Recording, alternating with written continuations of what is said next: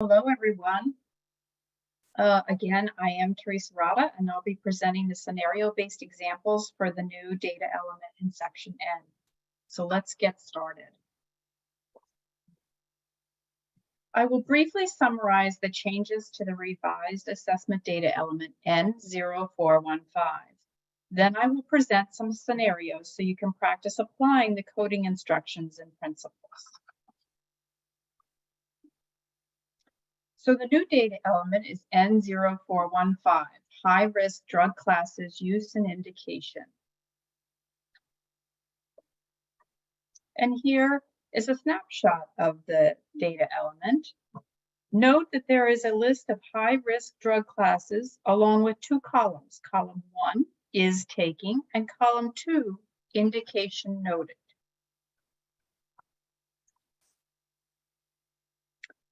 For this data element, you would code all high-risk drug class medications according to their pharmacological classification, not how they are being used. So for column 1 is taking, you would check if the resident is taking any medications by pharmacological classification during the 7-day observation period or since admission, entry, or re-entry if less than 7 days.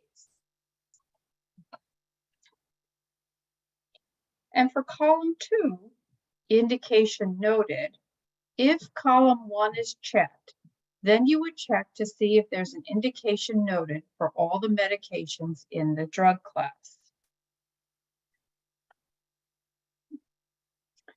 N0415 includes two new drug classes, N0415I, antiplatelet, and N0415J, hypoglycemic, which includes insulin, and N0415Z, none of the above.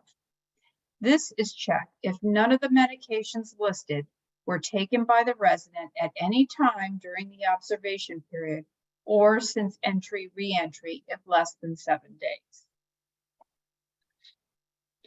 Let's try a practice scenario.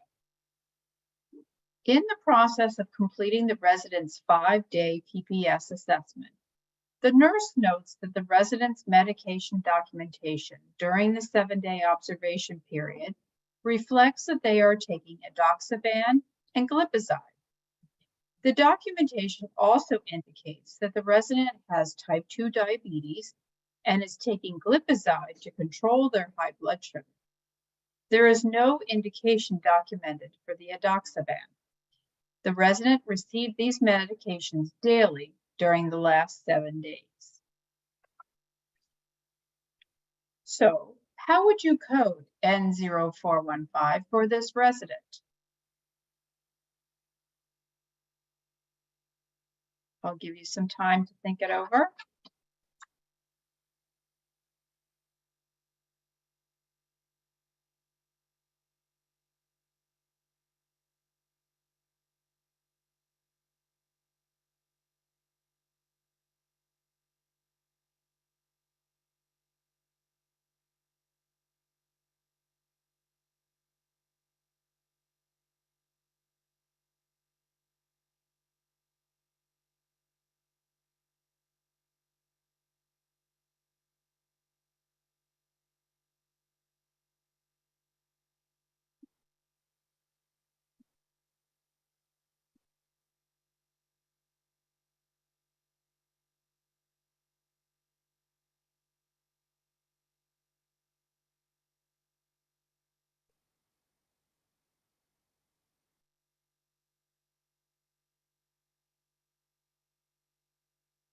Okay.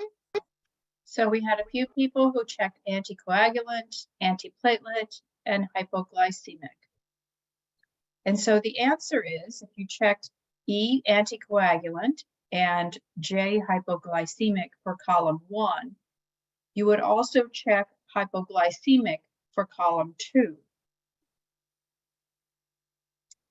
Let's take a look at the rationale. So in this scenario, the resident is taking edoxaban, an anticoagulant, and glipizide, a hypoglycemic. Column 1 is taking would be checked for E, anticoagulant, and J, hypoglycemic. But for column 2, indication noted would be checked only for the hypoglycemic, but not for E anticoagulant, because there is no indication documented for the edoxaban. Let's try another one. A resident was admitted for a SNF PPS day 7 days ago. When completing the 5-day PPS assessment, the nurse reviewed the resident's medication record for the 7-day observation period. They noted that the resident is taking lisinopril for high blood pressure, levothyroxine for thyroid replacement, acetaminophen for arthritic pain, and low-dose aspirin for cardiovascular disease. They have also been taking lithium and clozapine for bipolar disorder for several years and are continuing to take these medications. The nurse noted that the resident received these medications daily since admission. So how would you code N0415 for this resident?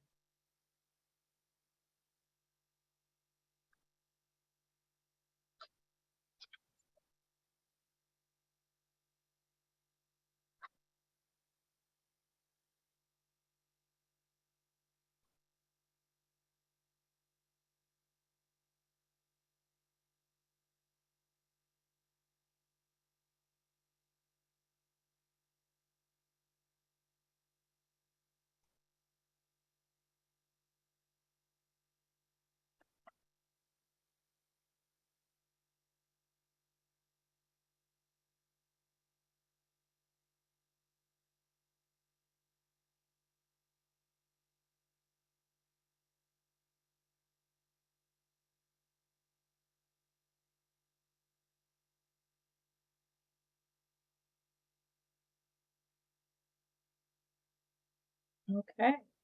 Well, if you checked column 1 and column 2 for antipsychotic and antiplatelet, you would be correct. Let's take a look at the rationale. In this scenario, the resident's documented medication list includes 2 high-risk medications, clozapine and aspirin. And even though lithium is considered a mood stabilizer, its pharmacological class is an anti-manic agent and not an antidepressant. So it would not be checked in N0415C antidepressant.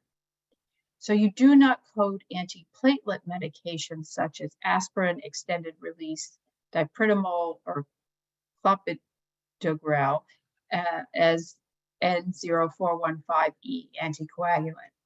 So for column 1 is taking, you would check A, antipsychotic and antiplatelet.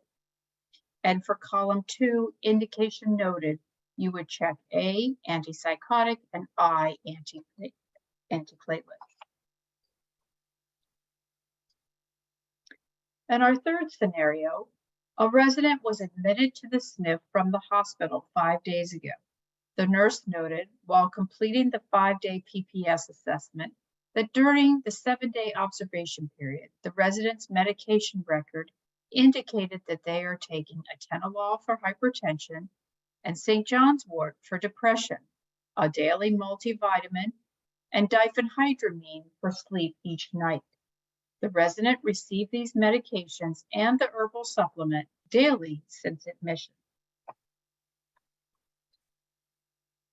So in this scenario, how would you code N0415 for this resident?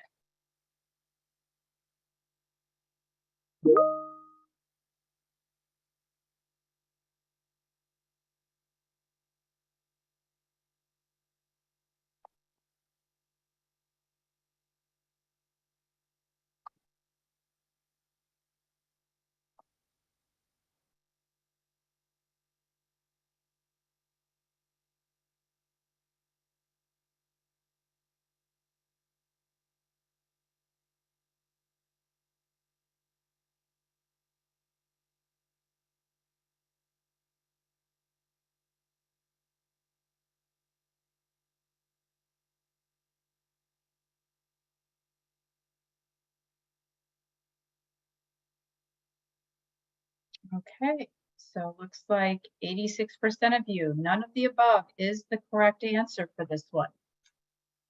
Let's review the rationale. So per the medical record, the resident is not taking any medications in the high-risk drug class list. Herbal and alternative medicine products are considered to be dietary supplements. Therefore, they should not be counted as medications. So column 1 is taking would be checked for Z, none of the above.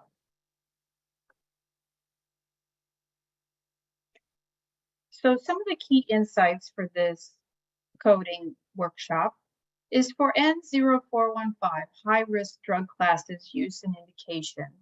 This element replaced N0410. There's a column 1 is taking has been revised, and column 2 indication noted has been added. There are 2 new drug classes, N0415I, antiplatelet, and N0415J, hypoglycemic, which includes insulin. Those have been added. And N0415Z, none of the above, has been added to column 1.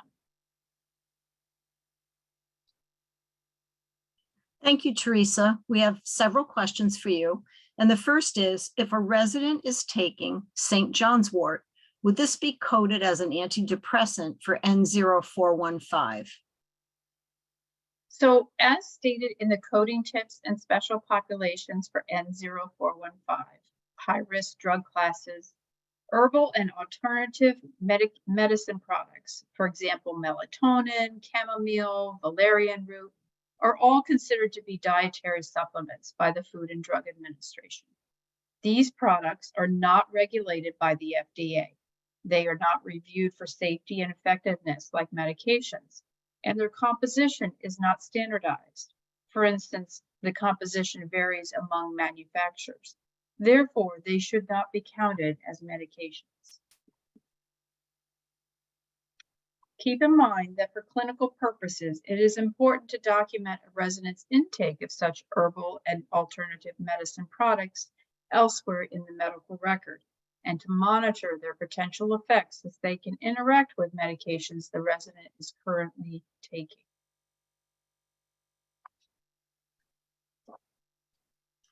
Question 2, for N0415, high-risk drug classes, use and indication, if a resident is taking 2 antipsychotic medications, but there is only an indication noted for 1, should column 2 indication noted be checked?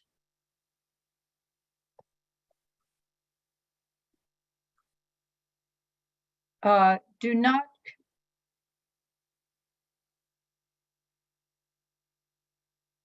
in this particular case, no, the indication would not be checked because there isn't an indication for both medications.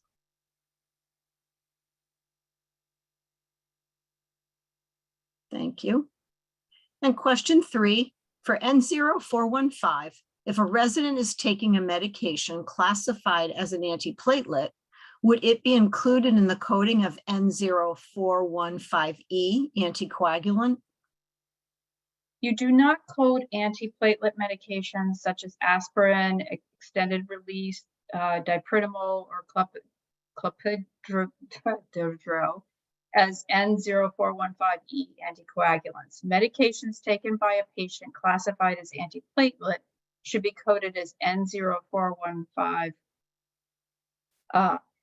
antiplatelet. Okay, and our final question for you, Teresa, is in item N0415, can you please give a definition for indication for use? Sure. For N0415, column 2, indication noted, for all classes checked in column 1 is taking. You are to check the box if there is an indication noted for all medications in the drug class. An indication is defined as the identified, documented clinical rationale for administering a medication that is based upon a physician or prescriber's assessment of the resident's condition and therapeutic goals. This definition of indication will be included in the final version of the MDS RAI 3.0 version 1.18.11.